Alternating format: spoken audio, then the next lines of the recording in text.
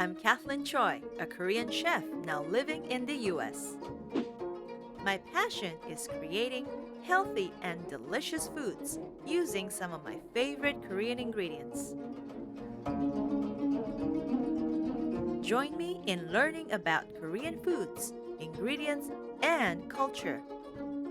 Next on Cathlyn's Korean Kitchen. Today's recipes are based on some of the most popular snack foods. Kim Bap, Korean-style sushi roll made with rice and a variety of pan-fried seasoned ingredients. I'll also be making Odeng guk, fish cake soup, boiled in anchovy sea kelp broth. Later, another tasty treat for all occasions, sweet and spicy crispy fried chicken nuggets. Lastly, the ultimate Korean summer dessert, pat bingsu, sweet red bean fruit parfait served over shaved ice, milk, and strawberry syrup. On today's show, we will explore some of the most popular Korean fast foods called Bunsik, but you won't find them at any drive-thru restaurants in Korea. The concept of fast food applies to inexpensive foods sold at Bunsik점 or Korean snack restaurants, and they are made with fresh ingredients and not processed foods. So join me in exploring the origins of Bunsik along with the various kinds of popular Korean fast foods. The term Bunsik actually comes from the words that literally means foods made of flour. So foods like ramyeon, jolmyeon noodles, and sandwiches can be considered as Bunsik. Today, the definition of Bunsik includes dishes that are served in large meal portions at low prices, such as gimbap, tteokbokki, sundae, odeng, and many others. Originally, Bunsik was known as flour-based foods. In the 1960s, when there was not enough rice, the Korean government initiated a campaign to promote Bunsik as an alternative and encouraged people to eat more flour-based foods. And that's how Bunsik became popular. Today, Bunsik has evolved to offer a wide choice of delicious and healthful foods eaten as snacks or as a meal. Gimbap and tteokbokki are two of the most popular Korean fast food items found on the menu of all Bunsik restaurants. I was recently invited along with other celebrity chefs to a special event for kids in Los Angeles. The program called Let's Move California is a part of a growing effort by First Lady Michelle Obama to get American kids to eat healthier, exercise more to prevent type 2 diabetes and obesity among younger kids. I took the opportunity to introduce Korean gimbap to the kids, which is one of the most popular snack foods in Korea. I invited a few kids and showed them how easy it is to make gimbap and a chance to try it out for the first time. I had also prepared a couple of delicious Korean fast food favorites, tteokbokki and japchae. It was a wonderful opportunity for the kids to learn about the importance of health and nutrition starting at an early age and taste new foods that even their moms can make for lunch or as a snack food at home. The first recipe I'm going to share with you is gimbap, made with kelros rice and various seasoned ingredients rolled in this dried seaweed called kim. Today, there are many variations of gimbap made with other popular ingredients such as cheese, calamari, kimchi, bacon, and tuna. Most of the time spent to make gimbap is actually in the prep work, which requires some slicing and pan frying. So let's get started. First, you would need a skillet to pan fry the ingredients, a pot or rice cooker to cook the rice, bamboo roller, and like I tell everyone, confidence. But most importantly, try to have some fun with it. I have some dried roasted kim here, which is ideal for making the gimbap or sushi. And then a bowl of pre-cooked kelros rice, also known as sticky rice. Well, as much as I love jasmine rice, for gimbap we have to use this sticky rice. All I'm going to do is add a tablespoon of rice vinegar to make it chobap, which means vinegar rice. So the rice has already been cooled off. And a little touch of sesame oil, which will add a really nice flavor to the rice. And to this, some sea salt. Make sure you wash your hands prior to mixing the rice. So the rice is ready, all seasoned for the gimbap later. And here I have some ingredients that will go as a filling into the gimbap roll. 5 pieces of imitation crab meat, a bunch of fresh spinach, which I'm going to blanch in hot water for only about 30 seconds. 2.5 cups of shredded carrots, which I'm going to also saute in a little oil. Pickled radish, 5 pieces of kalbi short ribs. You can also use ground beef instead. And 2 eggs. I'm only going to marinate the beef. So what we need is a little bowl to combine 2 tablespoons of low sodium soy sauce, a teaspoon of sesame oil. And don't forget another important ingredient, which is the minced garlic, about a tablespoon. And as with all marinades, add half a tablespoon of freshly minced ginger, about a heaping tablespoon of rice syrup. It will also help thicken the marinade.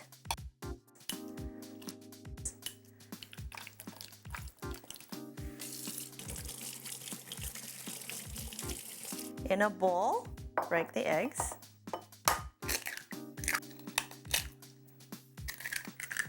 Put just a tiny pinch of salt.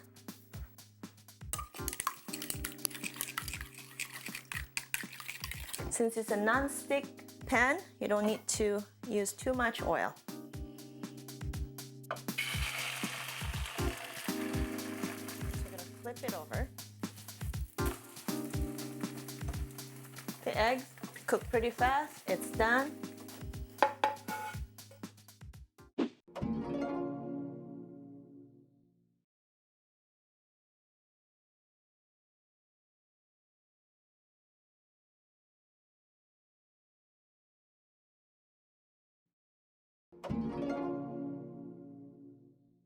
We'll drizzle some more oil.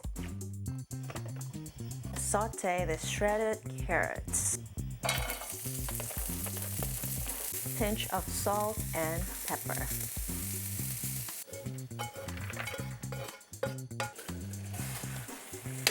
And add some spinach in there. It looks like a lot, but once it gets into the water, they'll shrink.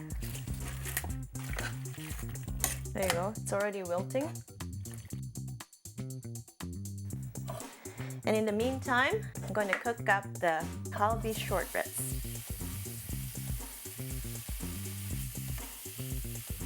Since the kalbi strips are very thin, it's going to cook pretty fast. Just let it cook for about a minute, and then it's done. The spinach is still hot here, so I'm going to dip them in the water to cool them off. Squeeze the water out. Just gonna season it with a little bit of salt and pepper.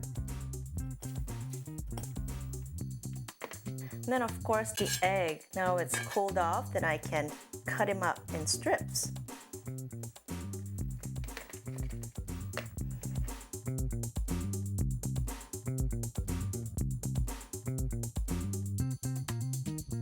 Before I start rolling the gimbap, I'm going to start boiling the Odeng cook because it takes about 15 to 20 minutes. The pre-made anchovy sea kelp broth. I'm going to add additional water. Here I have a plate of Odeng fish cakes which are already skewered, and they come pre-packaged in the frozen section, and they have been defrosted. So we'll let it come to a boil, and in the meantime, let's start rolling the gimbap.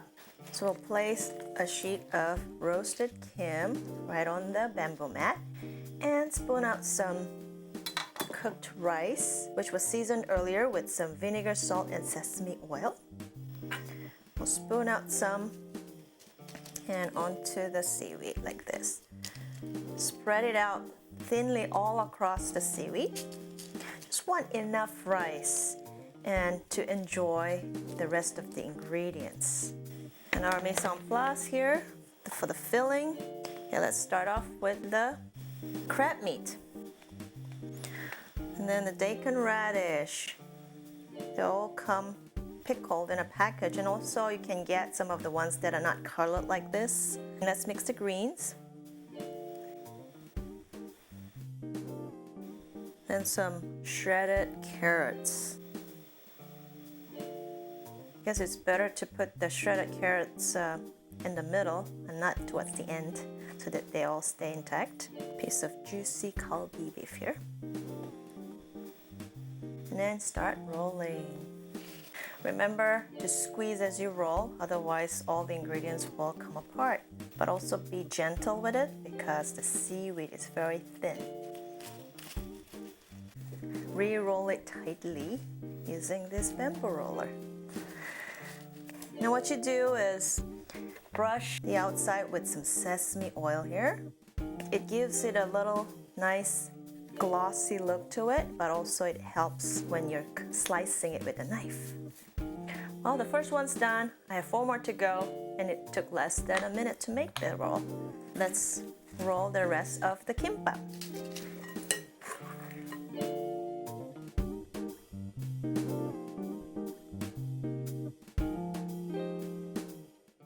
And the broth is already sizzling, coming to a boil.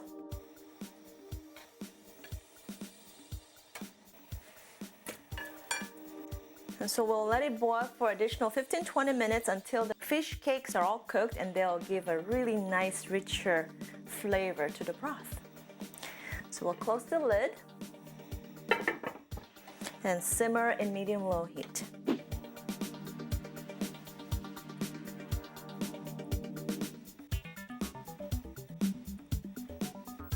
It smells so good. The anchovy sea kelp broth is a lifesaver. I always make that ahead of time in a big pot, so I'll just make some soups along the way every day. Yeah, like I said, the sesame oil makes it easier to cut.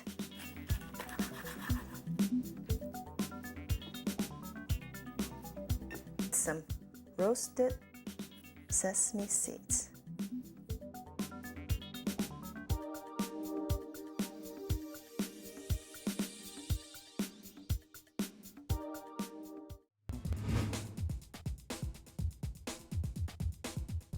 All right, everyone loves to party, including the kids, so let's not leave them out because, hey, they are the next generation of nutbags like myself. So I thought we'd make a really nice and interesting kids drink using coconuts. Why not go get some coconuts, fresh coconuts with the coconut water in themselves. The kids are gonna love this. It's, you know, if they drop it, they're not gonna break it. They can always come back for a refill. Take the coconut water, add half a tin of lychees with the fruit, and then, of course, today's mystery Korean ingredient, thanks to Cathlyn, is pat, which is essentially sweetened beans. Red beans cooked with obviously sugar of some kind. It goes well together, trust me. Okay, we need to blend this up, so a little bit of ice. In fact, a fair bit of ice. And maybe even a little bit more ice. And the idea is that we're going to then do some kitchen taekwondo. Let it blend, let it blend, let it blend. Off she comes. Now, this isn't too icy so it just is going all mushy. This is actually nice and drinkable, but we don't want to fill it up all the way. You fill it up about 2/3 of the way back into your coconuts. And then, of course, we have kitchen taekwondo, this very crazy oriental beverage. There we go. Hi-ya! Okay, like that. Okay, so what we do is we take this over here, serve it to the kids, get a couple of straws, pop it in here, and essentially they top it up with this crazy Korean beverage of lychee and yumminess and sweetness, and you have kids coconut and pat. The party has started. Ha ha ha. So sweet, so yummy, so fresh. Yum, yum, yum. Thank you. Cheers. Let's call it Cocoa Putt. That's a good name.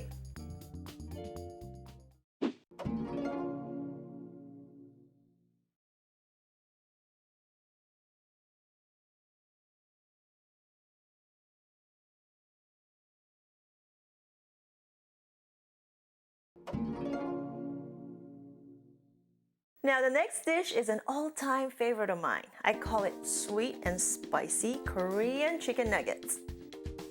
I'm going to make some sweet and spicy sauce, and because we'll have to let it cool off before tossing it with the chicken, I'll get started on that. We'll add about 2 tablespoons of rice vinegar, a teaspoon of salt, half a teaspoon of black pepper, a tablespoon of minced garlic, and half a tablespoon of minced ginger. They go very well with the chicken. Chopped green onion, 2 tablespoons of low sodium soy sauce, half a tablespoon of sesame oil, a tablespoon of gochugaru Korean chili flakes for the heat, and I'm going to mix it with a tablespoon of gochujang chili sauce, a tablespoon of Korean rice syrup. Let it simmer for about a minute or 2, and we'll set aside to cool down. Back to the cutting board, I have about 2 pounds of chicken breasts, cleaned and patted dry. I'm going to cut them up in bite-sized pieces. They're a little thick, so what I like to do is butterfly, like middle like that, and then cut them up in strips.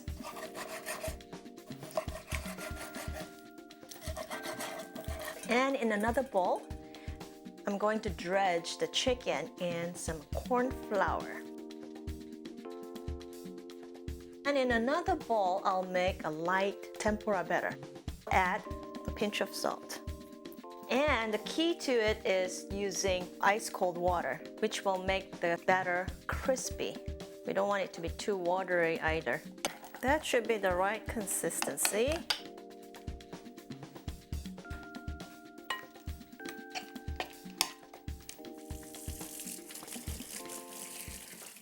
So in this stone pot, I'm already heating a cup of olive oil. Spoon out one at a time with my wooden chopsticks. Just try to give some space in between the chicken so they don't stick together. Well, since the chicken's sliced pretty thin, it shouldn't take a long time to cook. Usually about 2 minutes on each side. We want it to be golden brown.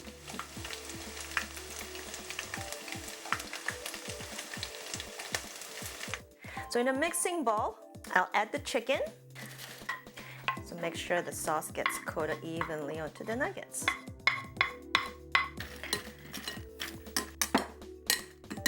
Sprinkle some toasted sesame seeds.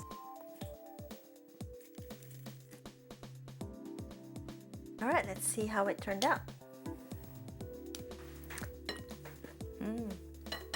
Slightly crispy, just like the way I like it. The sauce is simply delicious. Not too spicy or sweet. It can actually make a great sauce for your tofu stir fries and barbecued ribs. It's finger licking good.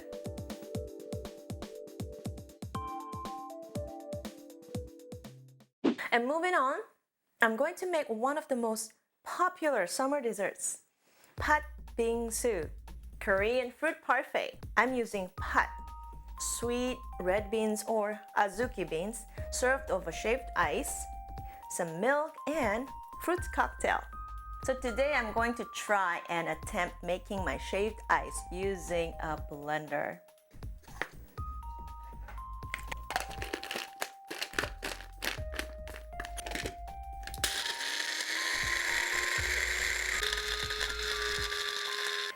Sort of worked. It's not really shaved ice, but it's still pretty good.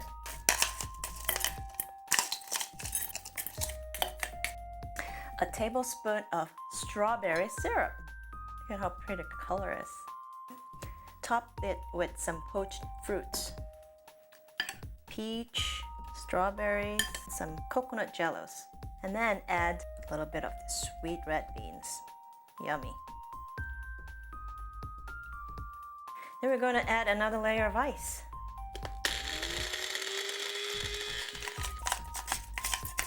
And then more strawberry syrup, fruits, and the red hot on top. Oh, I have some mochi rice balls. They're colored pretty, and it's a lot of fun for the kids too. Drizzle some low-fat milk on top. And lastly, some light whipped cream on top. The best part is this whole bowl of pat bings right here has less than 150 calories. So I'm going to dig in.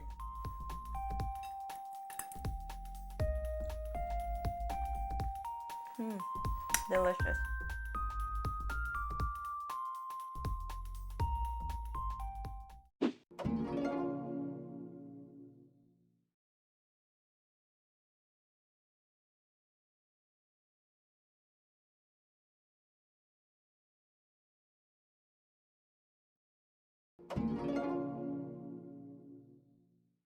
Now it's time to see what Dr. Dia has to say about the health and nutritional benefits of today's ingredients.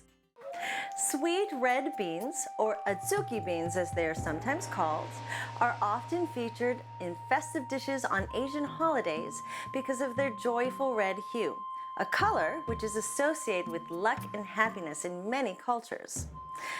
Luckily, they are also delicious and nutritious, can contribute to beauty and health, help with diabetes, boost energy, and drain puffiness from the skin. Now for the sweetness without the smelliness, try soaking your beans overnight before you cook them. Well, that's all the time we have for today. Thanks for watching. And remember, life's delicious, so taste it.